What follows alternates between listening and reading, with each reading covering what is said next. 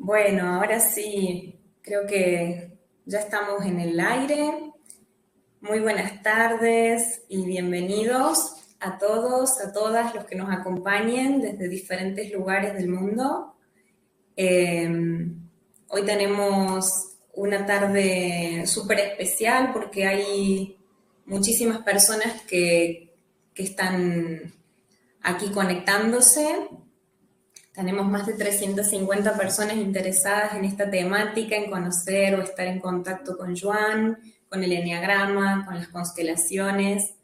Así que espero que podamos tener un encuentro fructífero y provechoso. En primer lugar, bueno, súper agradecida por Joan por regalarnos este espacio de compartir, de seguir profundizando en estos grandes temas. Y aprovecho para que mientras todos van conectándose, compartir algunas novedades, algunas cosas que nos gustaría compartir.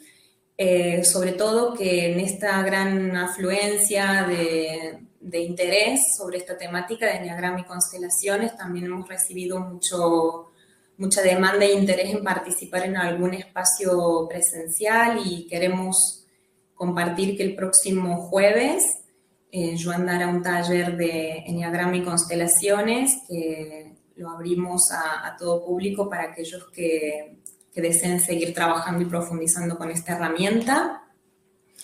Así que esto es, por un lado, algo que nos interesa compartir y que sepan que esto forma parte de un ciclo del trabajo con el carácter, con el eneagrama y con diferentes abordajes humanistas que ha empezado el mes pasado, en noviembre, y que todavía están a tiempo de sumarse para poder seguir haciendo este proceso. Por otra parte, también a todos los que se suman desde Madrid y alrededores, contarles que Joan mañana también va a estar haciendo una presentación sobre el máster de constelaciones familiares que damos en Madrid, que empieza en enero. Así que también están todos invitados a acercarse presencialmente para acompañar a Joan o también a través de streaming van a poder seguir la conferencia, la presentación de nuestra formación que hacemos allí en Madrid desde hace muchos años. Y por último, otra novedad que me gustaría compartir es que el trabajo de constelaciones también lo hacemos llegar al mundo de las organizaciones y todos los que también deseen profundizar en esta mirada sistémica en el mundo organizacional. En enero en Barcelona iniciamos una nueva formación de la mano de Jean-Jacques Stam, de Katrina Barry y de todo el equipo de Barcelona que hemos estado trabajando muy motivados para renovar este programa y llevar la mirada sistémica también a las organizaciones. Bueno, una vez compartidas estas novedades, quiero presentar a Joan para aquellos que no lo conozcan, que creo que serán la minoría, pero sí introducirlos a que, en primer lugar, Joan Garriga es psicólogo, se ha especializado como terapeuta Gestalt, tiene una formación muy fuerte como gestaltista y también en PNL y otras herramientas humanistas.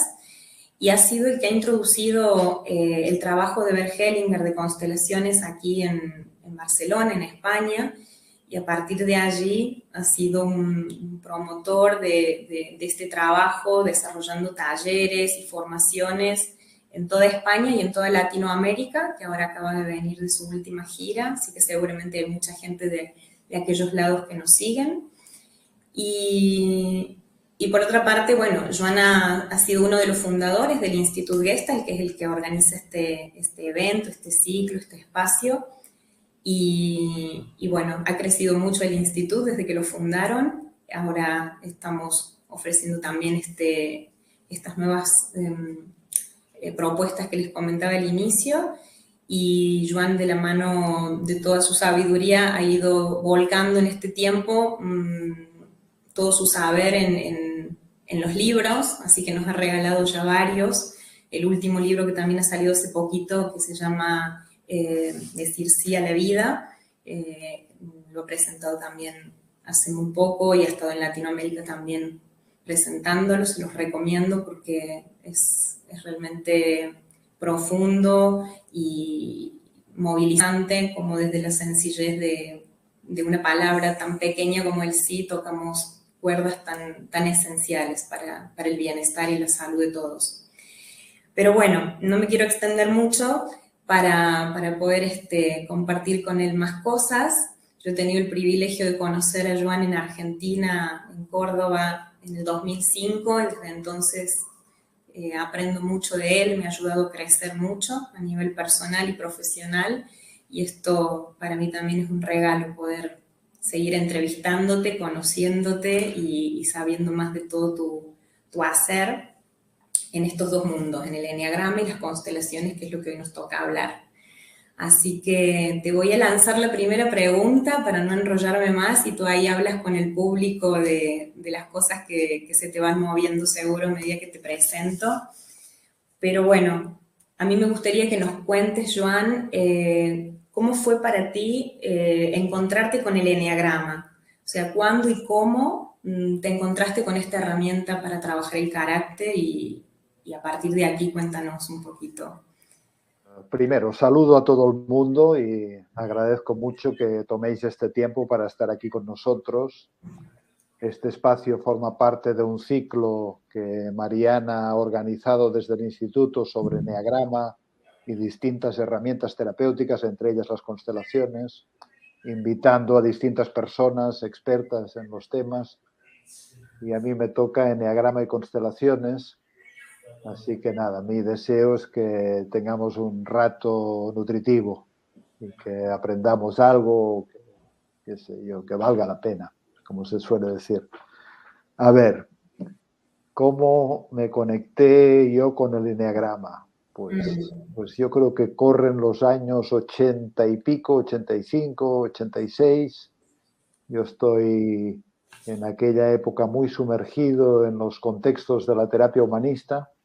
Me formé como terapeuta humanista, que ahí había un conglomerado de técnicas como el psicodrama, bioenergética, abordaje rogeriano, qué sé yo, la psicosíntesis de Asaglioli, y también había la Gestalt. Y entonces en este ambiente se hablaba de Claudio Naranjo. Se hablaba de Claudio Naranjo. Claudio Naranjo incluso vino aquí a Barcelona a un congreso de psicoterapia humanista. Y a partir de un momento, personas que estaban un poquito más avanzadas en el proceso empezaron a hablar del eneagrama y del trabajo de Claudio. Así que el eneagrama empezó a sonar ahí. Incluso pues era inevitable que los que ya habían hecho algún curso con Claudio se aventuraran a decir, bueno, a mí me parece que tú puedes ser esto, puedes ser lo otro, cuando uno no tenía ni idea de qué era esto.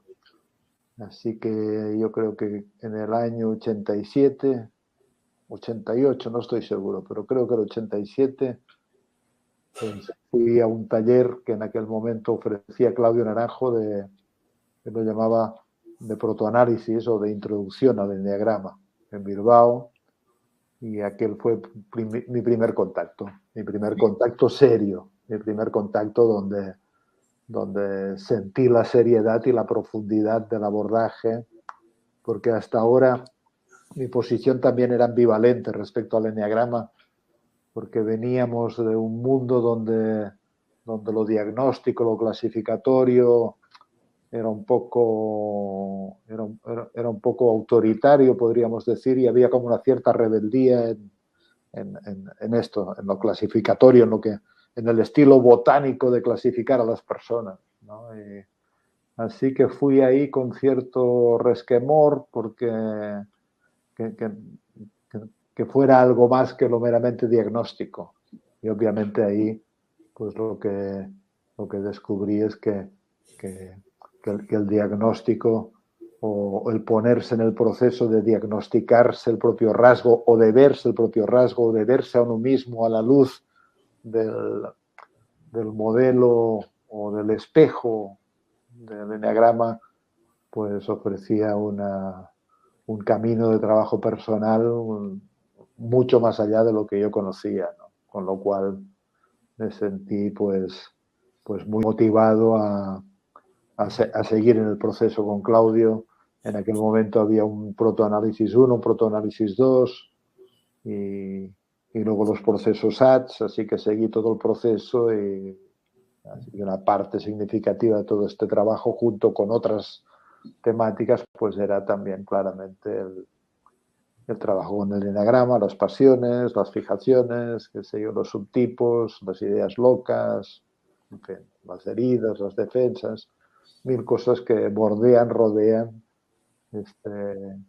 esta cosa tan singular que es por qué somos como somos, o por qué nos hemos construido como nos hemos construido, o cómo somos, esta sería la pregunta, o cómo funcionamos, o cómo este que está en funcionamiento, pues, pues lo tomamos de forma casi natural como nuestro verdadero yo, cuando en realidad muchas veces, y esto es lo que uno descubre cuando ahonda en el eneagrama, se trata más bien de un vestido, de un ropaje que ha sido útil para enfrentar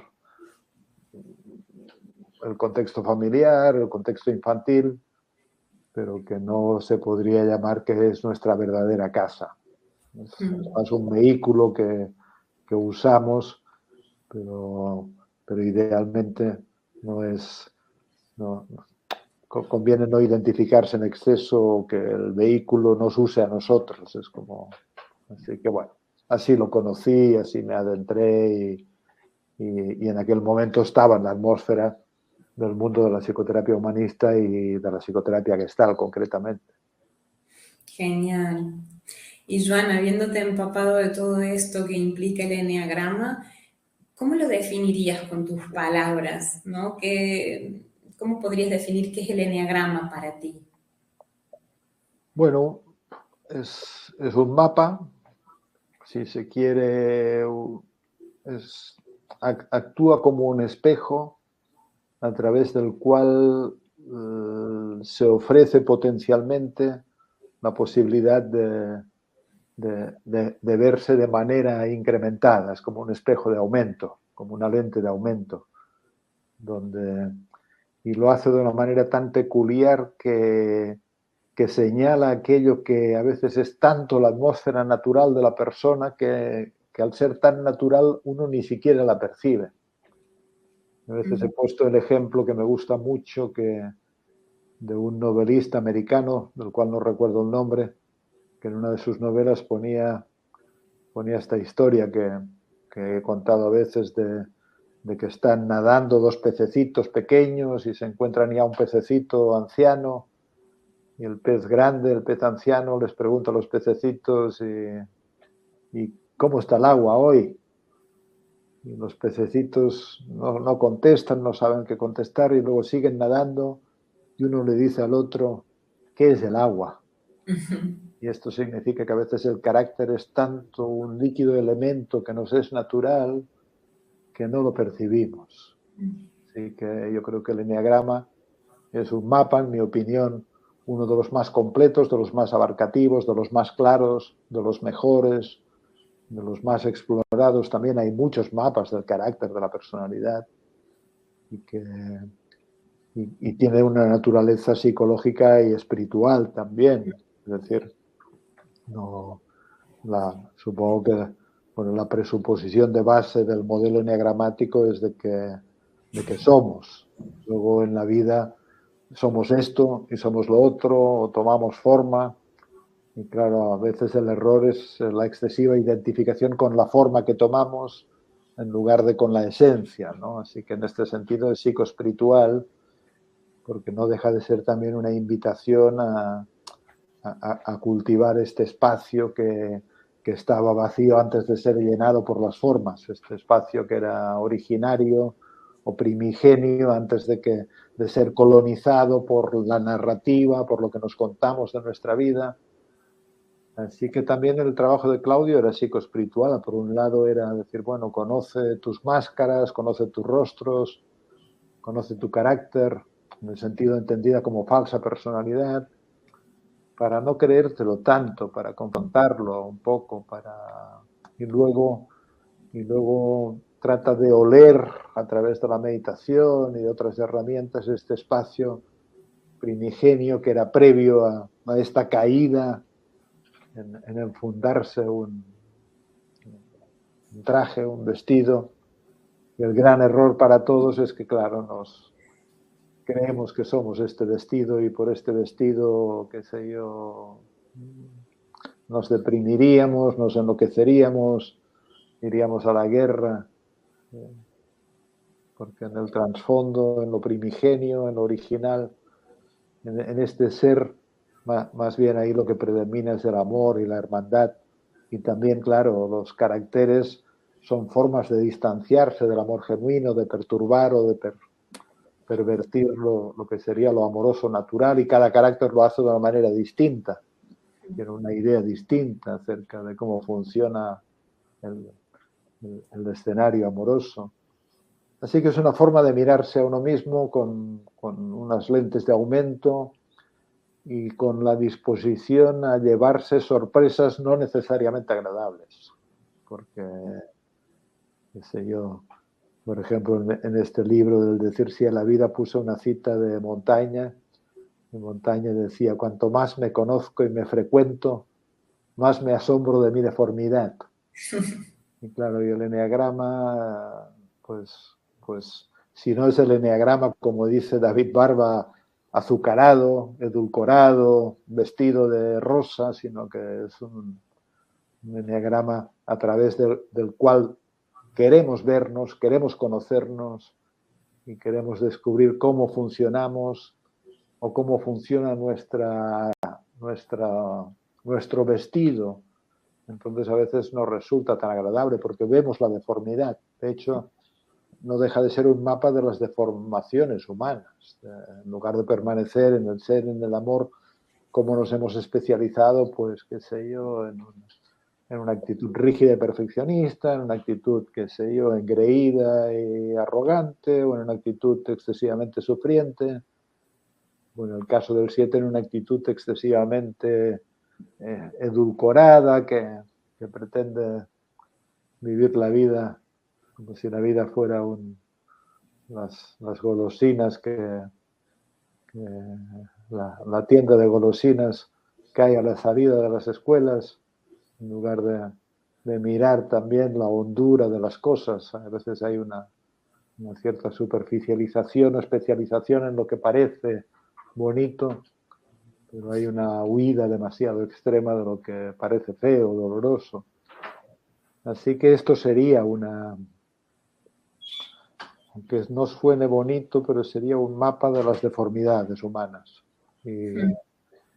Y como decía Montaigne, esto, más me asombro de mi deformidad, pero el poder verlo deforme también lo que promete es la posibilidad de enderezarse un poco, la posibilidad de que si veo mi deformidad, tal vez luego ya no funciono tan compulsivamente con ella. Y hablando es un poco como ayer tenía un live y de algo que saco en el libro también, y era de cuánto conviene hacerse la pregunta de cómo le hago doler a la vida, como cada uno le duele a la vida, o aún más ambiciosamente cómo dejo de hacerle el bien a la vida. Y el carácter, cuando nos atrapa y es como una malla que nos aprisiona, es como la parte personal responsable de cómo le duelo a la vida o de cómo dejo de hacerle bien. Y que por eso también es una invitación a ver, a trabajar con ello y a liberar, a que no sea una malla tan apretada, sino que sea un vehículo a través del cual, qué sé yo, hacemos el bien en el sentido de benevolencia o de servicio a la vida.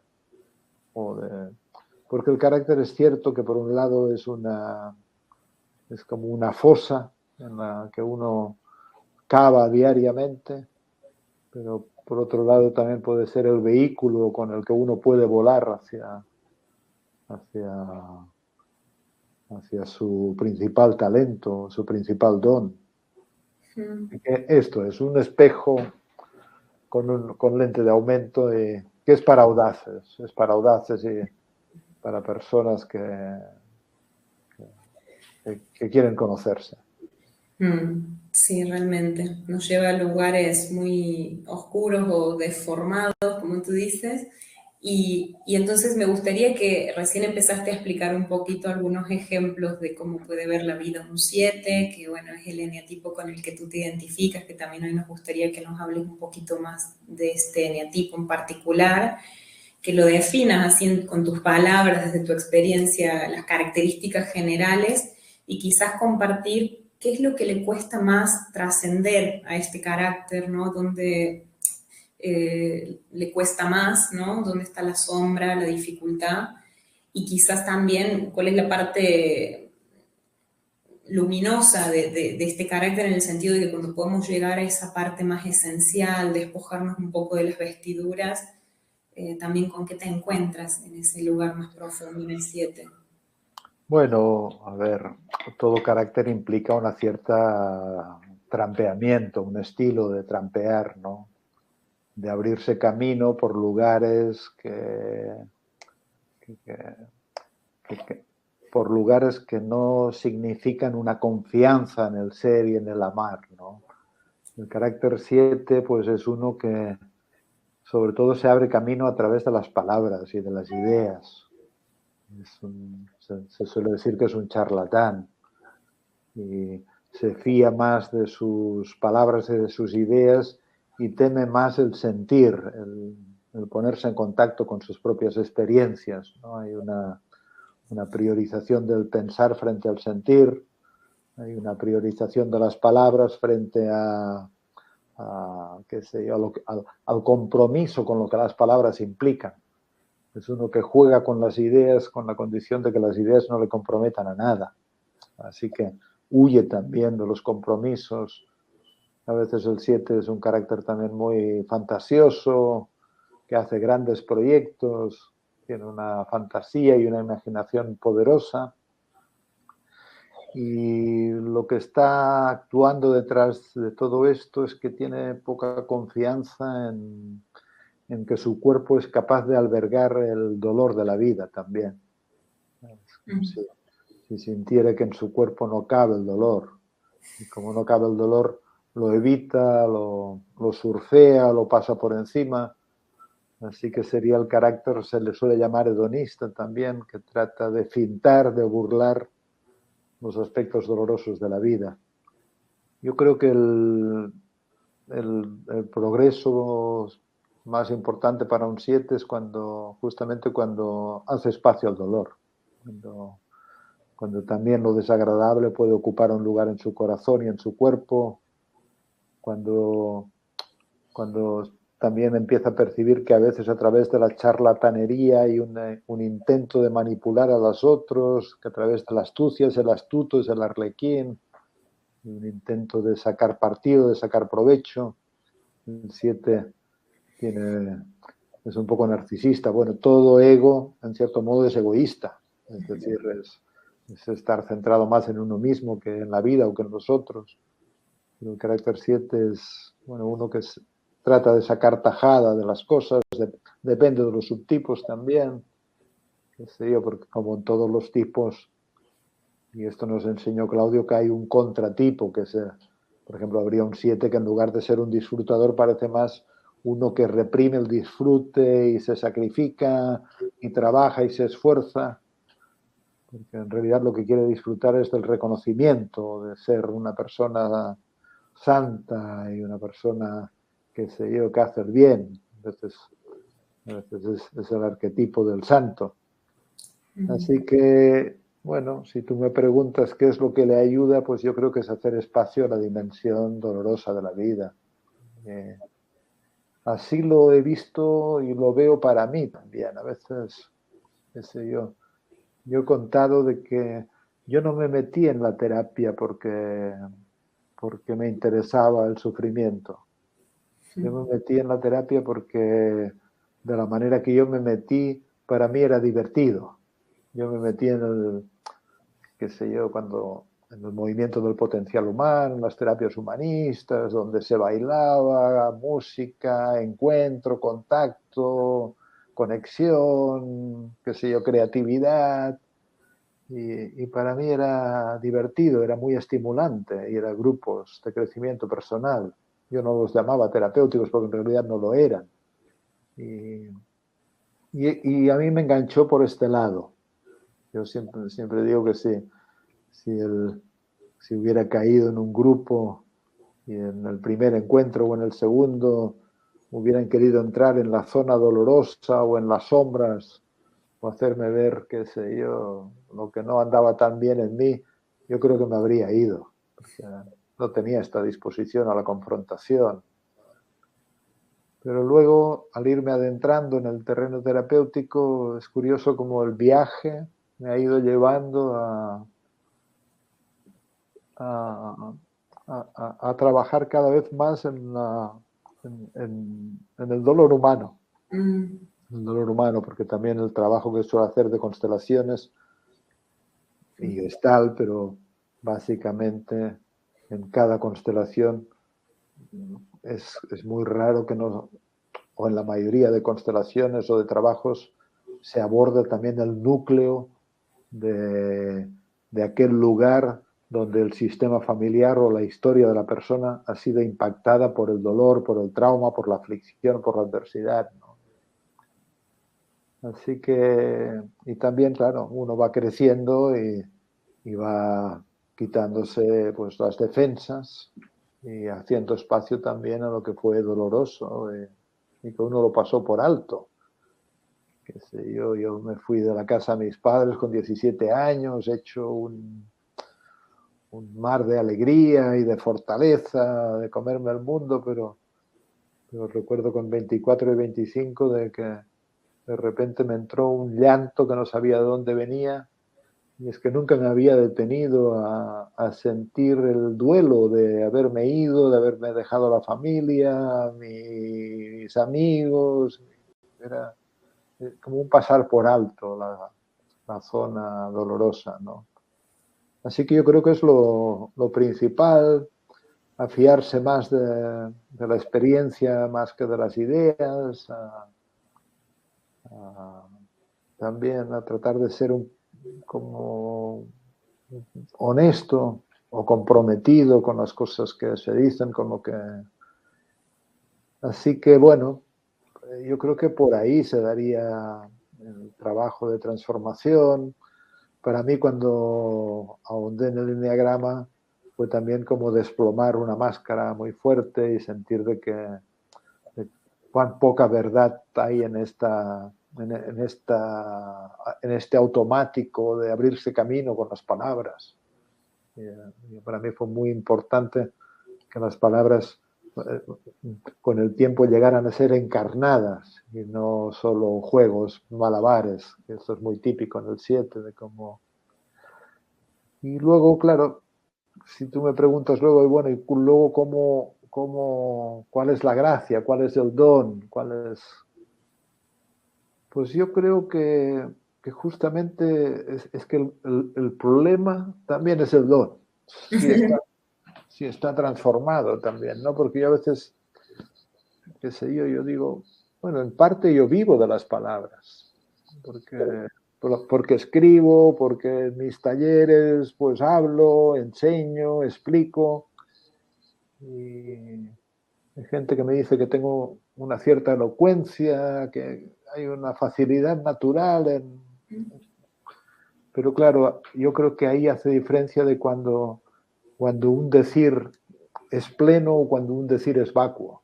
Cuando un decir es generoso, cuando un decir es, qué sé yo, es egoísta, cuando uno dice porque piensa que lo que dice también puede tener un impacto positivo en el otro, o uno dice, qué sé yo, para escucharse a sí mismo, ¿no? Podríamos decir. Así, pero bueno, ahí estamos siempre, ¿eh? El ego y el carácter, pues ahí está, pero yo creo que a mí me gustó mucho la metáfora de que es como un dragón y la cosa es o te domina el dragón o cabalgar un poco el dragón, usarlo el dragón, ¿no? Que el carácter también es una predisposición. A mí, qué sé yo, siempre me llamó tanto la atención como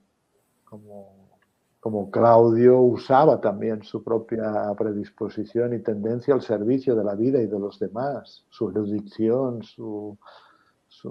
qué sé yo, su conocimiento, su disciplina, su trabajo interno, ¿no?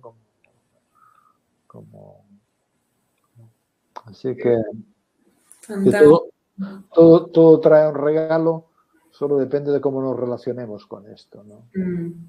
Me gusta, sí, esto que decís. Al final el don también es la virtud y según cómo esté de consciente uno y cómo la utiliza es el resultado.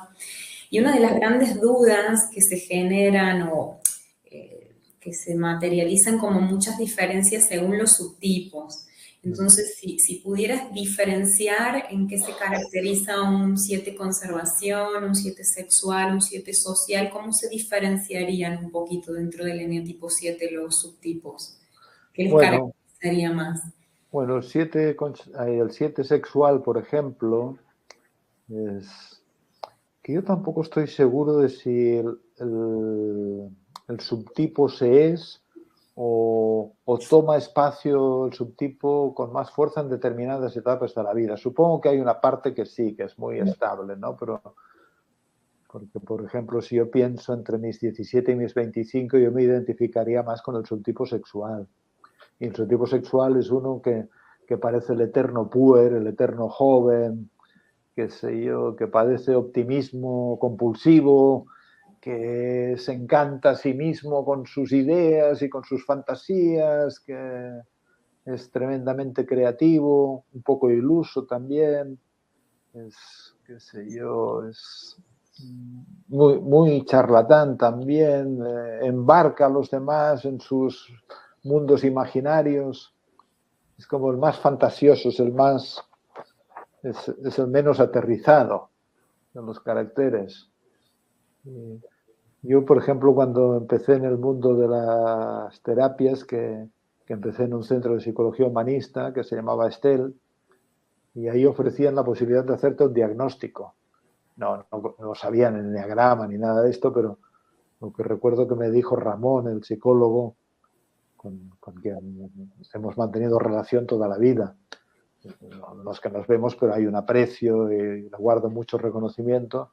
Cuando me hizo la devolución de este diagnóstico, él me dijo no tienes mucho contacto con la realidad. Y debía de ser cierto porque ni siquiera comprendía qué quería decir no tener contacto con la realidad.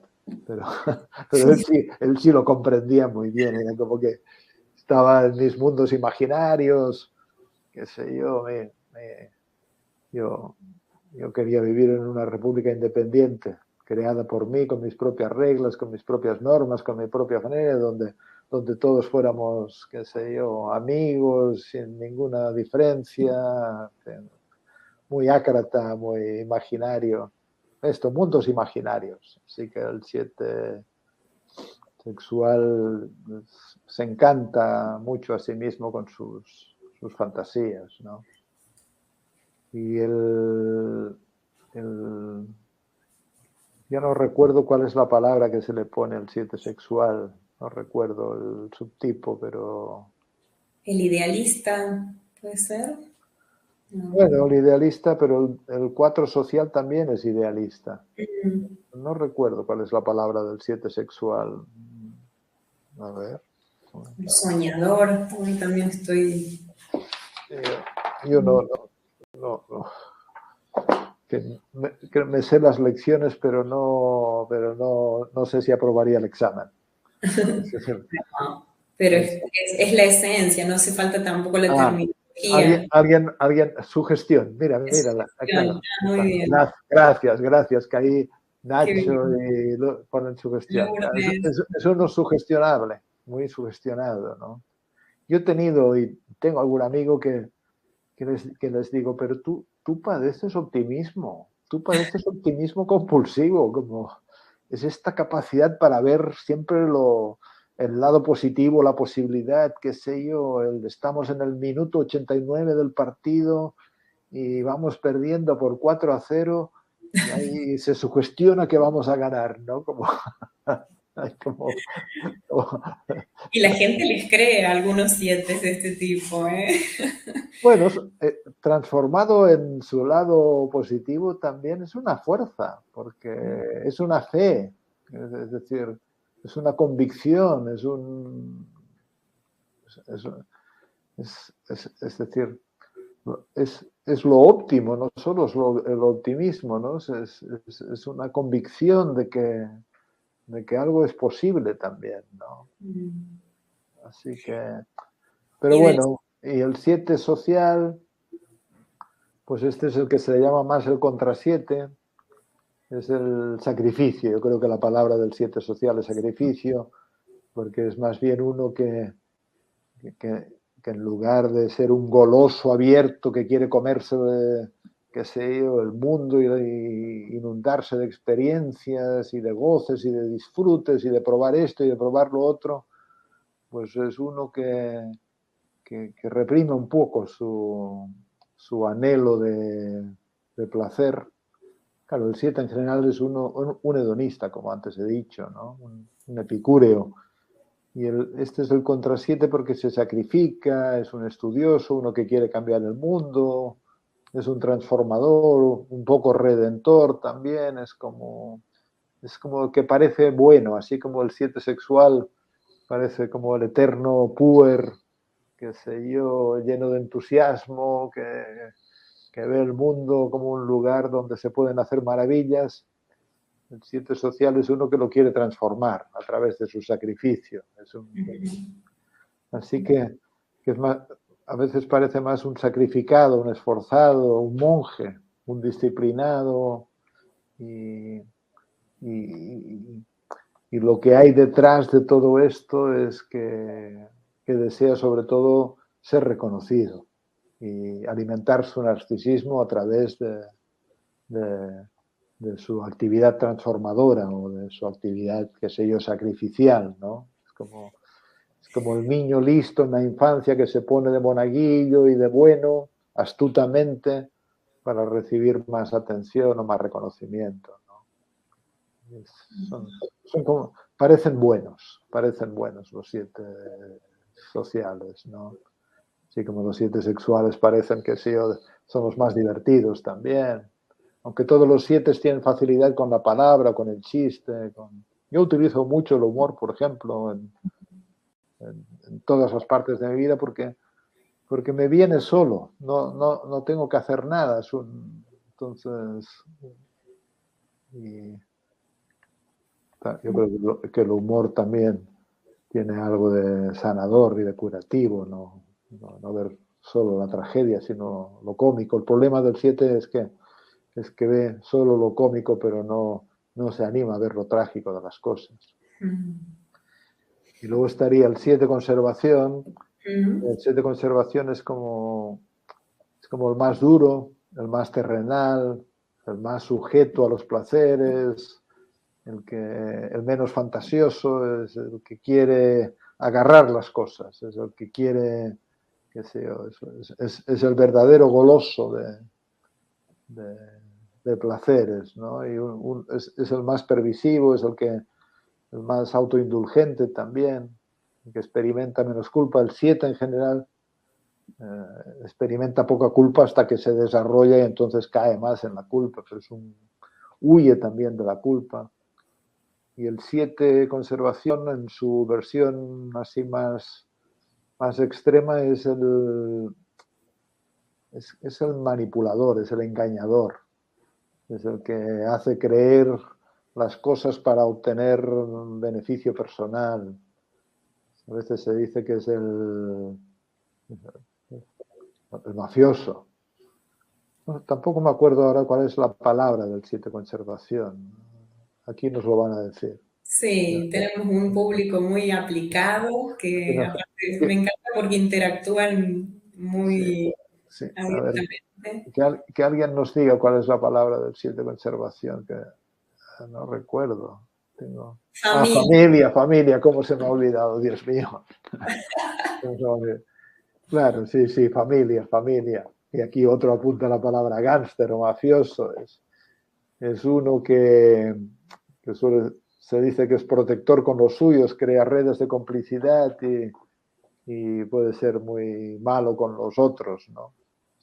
Es uno que busca sobre todo su provecho. Se parece un poco al 8 o algún tipo del 8 también, ¿no? Y bueno, sí. ¿Qué más se podría decir de la conservación? Probablemente sea también el menos fiel, también tiene más apetito de experiencias en lo amoroso. Y, y, y esto es el que se da muchos permisos a sí mismo de hacer lo que le complace, podríamos decir, ¿no? Porque es muy autoindulgente y muy poco culposo, excepto cuando en el proceso entra en la culpa de cómo ha engañado, de cómo ha estafado, de cómo ha sacado provecho. Son, no sé, yo soy 7 conservación, yo no sé, o estoy ciego, pero no me veo yo tan mafioso, ¿no? Sí que, qué sé yo, he cultivado el territorio, he sido territorial, y está cuidado de los propios, pero algunos 7 qué sé yo, por ejemplo, ahora hay esta película ¿cómo se llama? El patrón, el buen patrón, el Con buen, Antonio, sí, el con buen Bardem. patrón con Bardem, que Bardem protagoniza, es, en mi opinión, es un 7 conservación que es que, que se monta la película para salirse con la suya, manipula y gángster y es, es uno. Sí, a veces sí, hay cierta conservación que, que, que venden la moto, son vendedores de crecepelos, te venden la moto. Sí. Usados, dice Araceli. ¿Cómo? Vendedor de coches usados. Sí, esto también se suele decir, ¿no? Estos que sí, te hacen creer que es un Mercedes cuando, qué sé yo, es un coche que estaba para el desguace. Y son muy enredosos y crean alianzas también, y entran en alianza con unos en contra de otros, en fin. Son buenos en los negocios también, corruptos en, en las instituciones. Hay, hay una, bueno, poco sentido ético, poco sentido ético. Así que, Pero bueno, según como tú dices también, en qué punto están de su neurosis, porque esto puede estar en otro punto según en pues, qué parte de su proceso están. sí. Pero también entonces ahora te quería introducir o ampliar, ¿no? Además de cómo el enneagrama nos ayuda a conocer el carácter y trabajar en ello, tú como en tu carrera profesional te has especializado, como decía, en el trabajo con constelaciones, que es lo que más utilizas, aunque tienes una fuerte base gestáltica. Y, y entonces, o sea, esto, ¿qué otras herramientas crees que pueden ser útiles para trabajar con el carácter o te han servido en tu camino?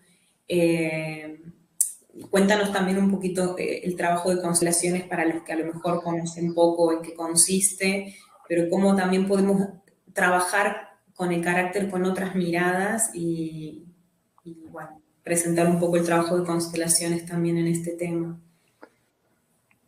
A ver, ¿cómo?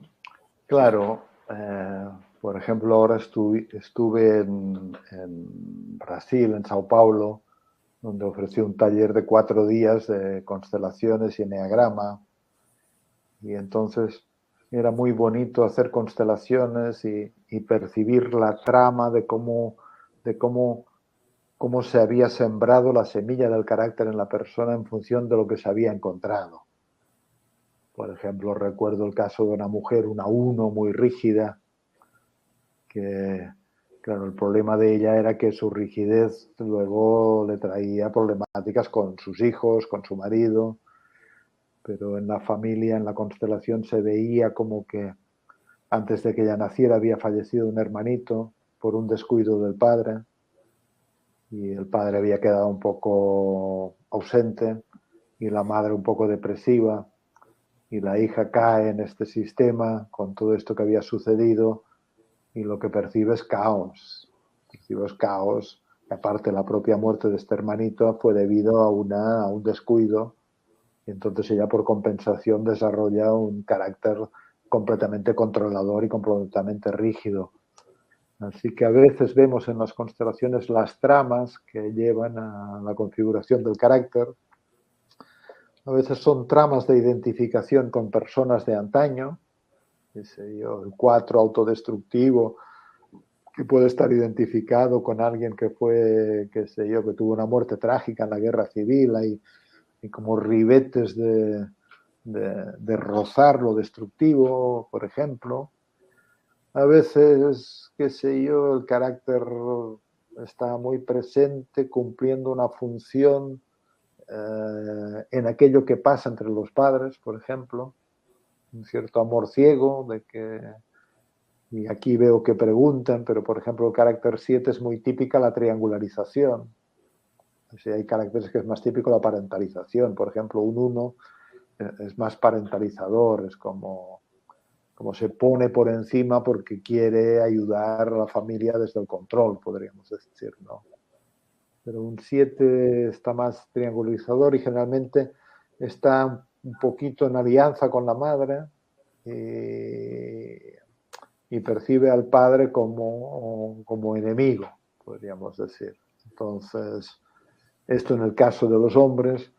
Y en el caso de las mujeres también se da mucho esta dinámica, de que también tienen una alianza con la madre, pero entonces se plantan contra el padre. Hay mujeres 7 que tienen a veces rasgos un poco masculinos también. Así que y luego obviamente está pues todo el paisaje de las heridas infantiles, ya no solo las implicaciones, ya no solo cómo nos hemos puesto respecto a lo que pasa entre los padres, sino también pues hay impactos infantiles que entonces van contribuyendo a que uno ponga una cierta aversión. Pero es muy sutil, ¿eh? Yo llevo años preguntándome, inquiriendo, queriendo saber cómo se construye el carácter. Porque yo no comparto la idea de que el carácter se construye los primeros años de vida. Yo sé que todo el mundo, la teoría habitual es esta y no digo que no sea correcta, pero yo tengo dudas. A mí más me parece que el carácter a veces se despliega. Es como, ya es algo que viene marcado porque caemos en un magma familiar donde no solo hay los padres, sino que hay mucha historia, ha pasado muchas cosas, y esto conlleva una posición, una disposición energética en función de lo que ha pasado. Así que luego, claro, si uno está marcado como 4, pues pasarán muchas cosas que le harán sentirse víctima y vivir las cosas con sufrimiento, ¿no? Y por eso es cuando uno recaba información sobre las escenas infantiles, bueno, pues claro, encontramos las escenas infantiles sintónicas con nuestro rasgo, ¿no? Pero yo creo que ahí se ha manifestado, se ha desplegado, no estoy seguro que se haya creado. Así que no sé, yo creo que hay un magma familiar, que hay personas que han sido excluidas, que atraen la atención de otras, que hay, qué sé yo, que hay hijos que de alguna manera son designados no conscientemente para cumplir una función con los padres, o bien luego la cumplen simplemente. Y luego, pues claro, también hay, qué sé yo, pues sí, a veces hay impactos infantiles en forma de traumas o en forma de escenarios que se repiten, que hace que uno, qué sé yo, desarrolle un disfraz, un vestido, ¿no? Pero a veces yo me encuentro no tanto en el mundo de la terapia, porque la gente del mundo de la terapia es curioso como a veces tienen más conciencia, pero son más no son tan ingenuos. A veces me encuentro gente que no es del mundo de la terapia y te dicen cosas que son asombrosas. No, yo sé que mi hija ha venido a salvarme. Me decía hace poco una persona, ¿no? Una persona que qué sé yo, no es que esté haciendo terapia todo el tiempo, pero era entonces, no lo sé. Probablemente esta hija acabe siendo una 9, una 2, pero, pero bueno, hay tantas tramas que influyen. La, lo que pasó antes de la fecundación, lo que la gestación, la primera infancia y una constelación, pues va desbrozando el terreno para mostrar cómo el carácter está ahí cumpliendo una función, ¿no? Lo que actúa detrás del carácter también es un intento de amor a los que no fueron amados o una forma de preservar la dignidad cuando estuvo amenazada también. Pero hay mucho de amor ciego hacia los excluidos y hacia los padres en la construcción del carácter. Así que... Y con el trabajo de constelaciones en concreto, además de mostrar la función, como decís que hemos ido viendo que ayuda mucho una constelación a ver esa función del carácter, ¿cómo crees que puede el trabajo con constelaciones ayudar a trabajar las sombras, ¿no?, del carácter, esta parte que decíamos, la parte más neurótica, y acercar o potenciar más, eh, acercarnos, ¿no?, un poco más a la evolución, a trascender nuestro carácter, a la parte luminosa? ¿Cómo podríamos? Bueno, qué sé yo, no...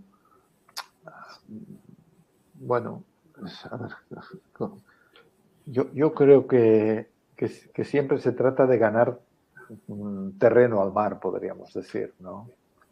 Y es como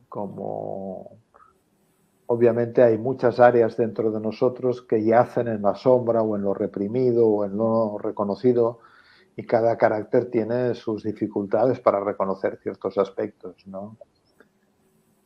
Entonces, bueno, de lo que se trata es de generar el contexto terapéutico, el contexto de vida para que estas partes puedan emerger y tener lugar y ser reconocidas y ser sujetos de atención también.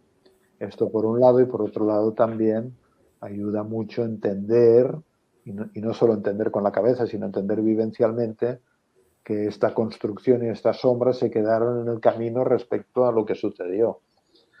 Yo, que sé, en este libro Decir sí a la vida, ahí intento hacer un poco de síntesis de todo esto, diciendo al principio, todo problema se trata de un problema de asentimiento, algo ha sucedido que no ha sido integrado.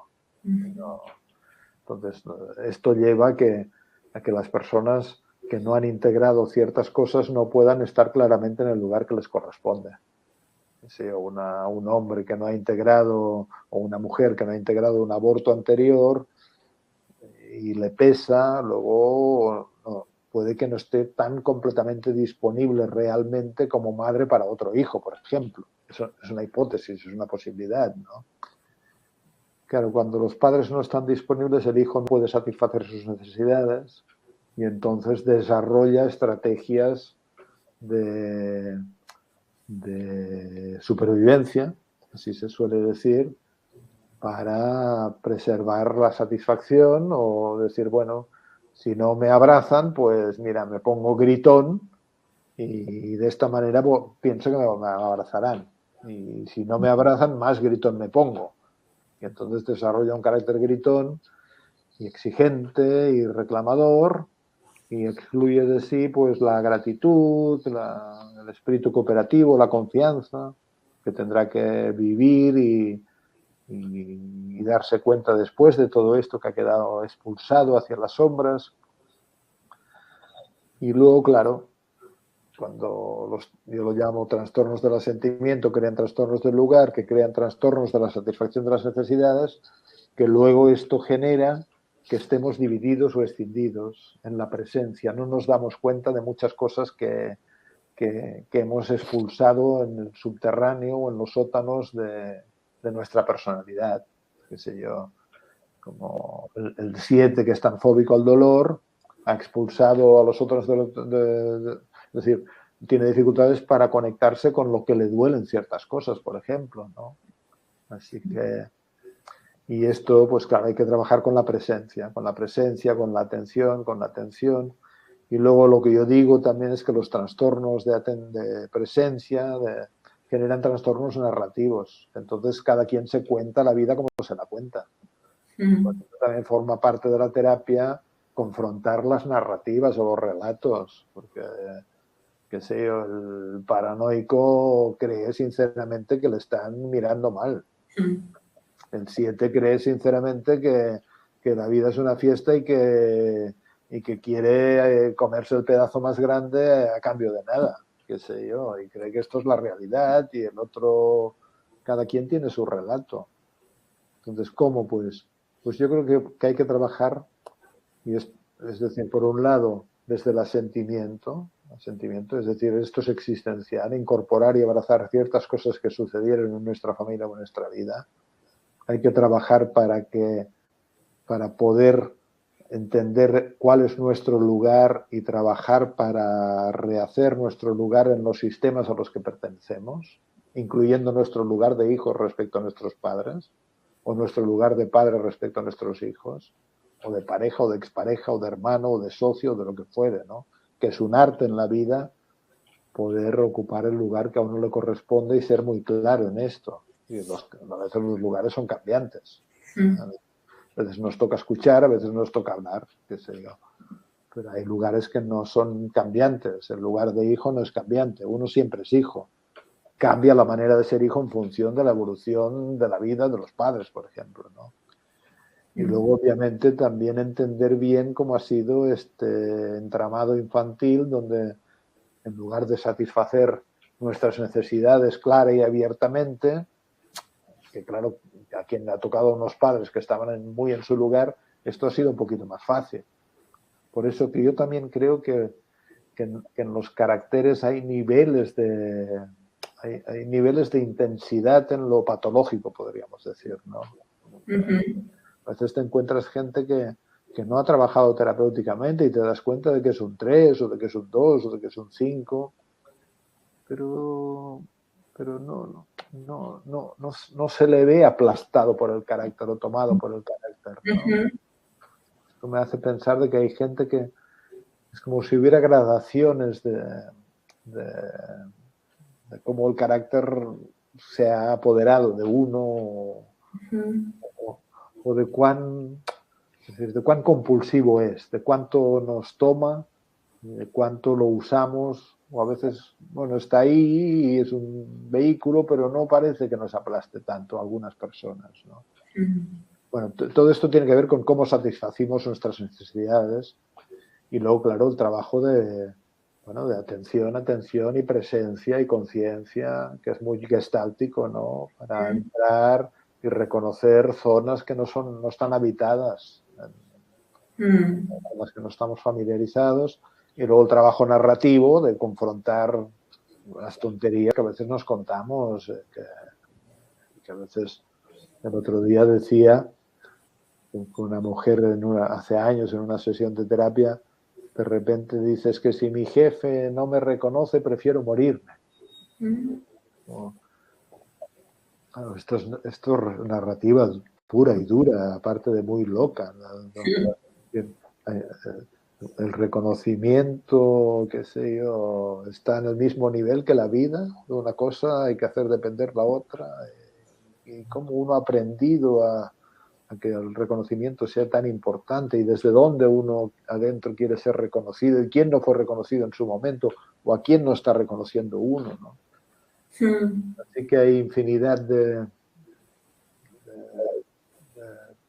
trabajos terapéuticos que obligan a la persona a desnudarse y desnudarse significa ocuparse, habitarse también, ¿no? Así que bueno, por ahí. Muy bien. Bueno, nada, ahora voy a hacer una parte un poquito más de dinámica o de asociación libre, te voy a lanzar un par de palabras para que tú me digas desde tu sensación, desde tu experiencia, con qué la asocias, que es lo primero que te viene cuando te lanzo esto. Pero, ¿esto es un juego enneagramático o es un...? No, un juego que se me ha ocurrido para Venga, que venga, no venga, venga. que esas respuestas cortas, pero que tengan sentido para ti desde tu carácter, desde tu experiencia, con qué asocias o qué imágenes te vienen, ¿no? Si te lanzo la palabra salud, ¿con qué lo asocias? Con un bebé. Eso es lo primero que me ha venido, ¿no? Un bebé, un niño pequeño, hay tanta hambre de vida, tanta naturalidad en su cuerpo. Si está sano, también hay bebés que están enfermos, ¿no? Pero me ha venido la imagen de un bebé rebosante, curioso, qué sé yo, lleno de vida. Así que, Fantástico. sí, sí que ojalá siga vivo este bebé tan que tiene esta llamarada de vida y este impulso de vida esté vivo en todos nosotros. Si te digo dinero, Dinero, no lo sé. Lo, lo primero que he pensado es, es algo que he contado a veces, que me contaron, que una tía abuela, qué sé yo, o tía bisabuela, no recuerdo bien, eso me contaron, que cuando le dijeron que se iba a morir porque tuvo una apendicitis y se perforó, qué sé yo, entonces dijo, bueno, si me tengo que morir, voy tengo que hacer un testamento. Entonces, el testamento consistía en dejar tareas en lugar de dejar propiedades. Tú te ocuparás de esto, tú te ocuparás de lo otro. Pero, no, dinero, qué sé yo, es agradable. Para quien lo vive como agradable. También me parece bonito, qué sé yo, como energía que sirve para mover cosas buenas en la vida. Y para disfrutar a veces también. El otro día cenaba con una persona y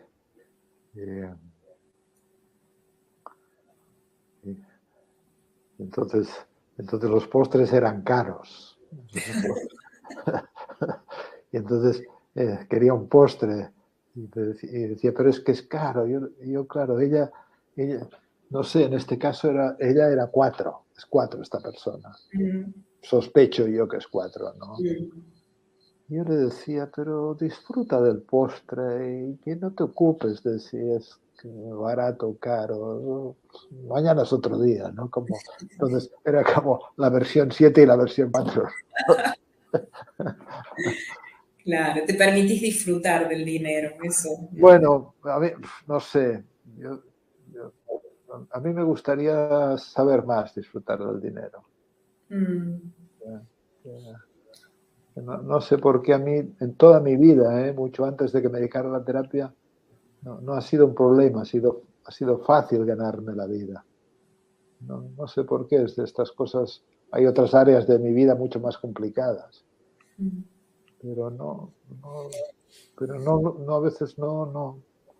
Yo creo que tengo lealtades todavía a mi familia de ser, qué sé yo, muy, muy sobrio en este aspecto. mm. Bueno, muy bien, interesante. Julio, Tengo una amiga argentina que a veces le digo, no, qué sé yo, sé ganar dinero, pero no sé disfrutarlo. Y ella, que es una de dos, dice, bueno, esto te lo arreglo yo. funciona fácil. Bueno, nada, te lanzo otra palabra a ver qué te viene. Amor, Bueno, lo primero que me vino es la cara de mis hijos, por ejemplo, ¿no? Qué sé yo.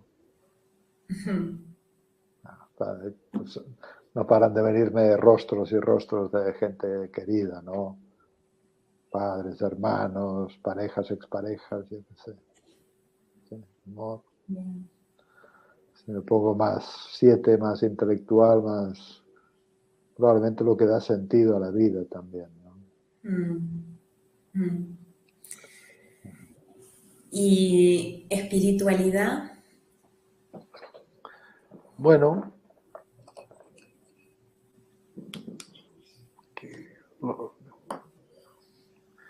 mejor que sea una palabra llena.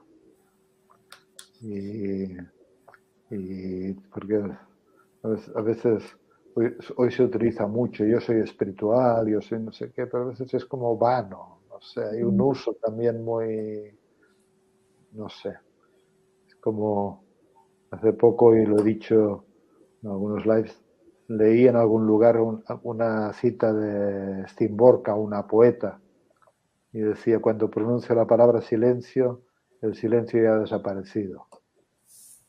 El silencio desaparece y a veces cuando pronunciamos la palabra espiritual ya está desapareciendo también, ¿no? No, no sé. Pero por otro lado, bueno, cuando vino Heringer por primera vez aquí a Barcelona, le hicimos una entrevista con Ramón Resino, no sé si alguien lo conoció, y le preguntamos sobre si su trabajo era espiritual.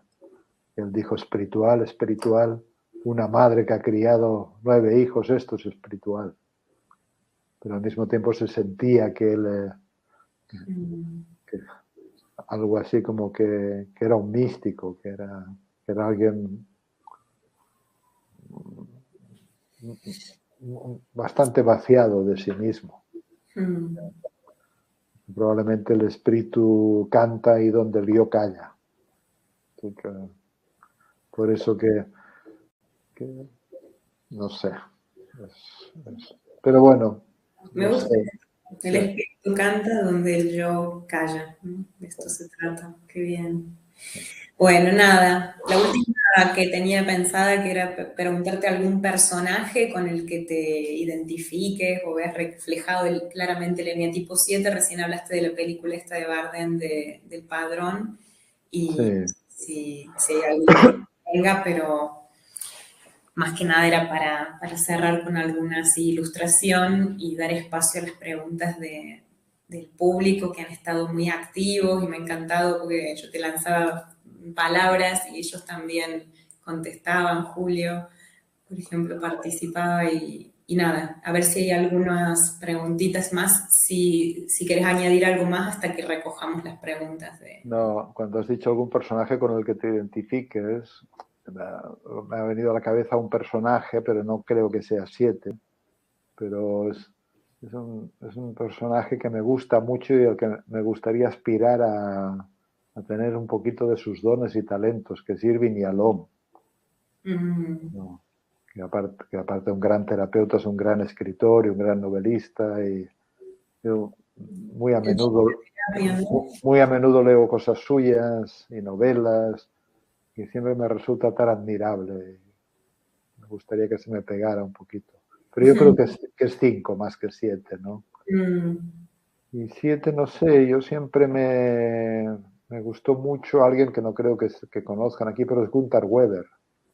Gunther Weber, que es algo significativo dentro del mundo de las constelaciones familiares y yo creo que 7, pero debe ser un 7 bastante transformado porque tienen una genuina benevolencia. Y siempre me tocó el corazón su benevolencia.